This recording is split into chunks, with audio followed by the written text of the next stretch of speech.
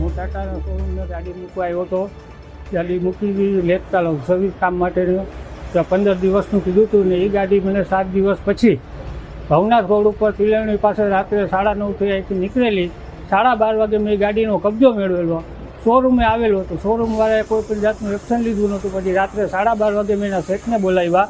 હું ને મારો ભાઈ આવ્યો હતો. એના કારણોસર અહીંયા મારા ભાઈનું મૃત્યુ થયેલ છે. બસ આ જ કારણે છે કે રાત્રે 12:30 વાગે ગાડી બીજા લઈને ફરતા હતા શોરૂમવાળા.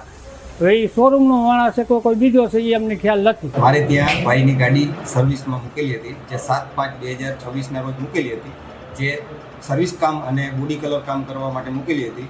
જે ઘટનામાં 14/5 અમારા અહીંયા કોન્ટ્રાક્ટર તરીકે કામ કરતા એના માણસ પરવેશભાઈ મૃત તરફથી આ બનાવ બનેલો છે. જે ગાડી લઈ એને રાત્રે 9:30ની આસપાસ ગાડી લઈને અહીંથી નીકળી ગયેલ છે, જે કોઈને જાણ હતી નહીં. અને આ બનાવમાં પછી આગળ જતાં અમે પોલીસ સ્ટેશનની અંદર 16/5/2024 અરજી કરેલી છે કે અમારે ત્યારે આવો બનાવ બની ગયેલો છે.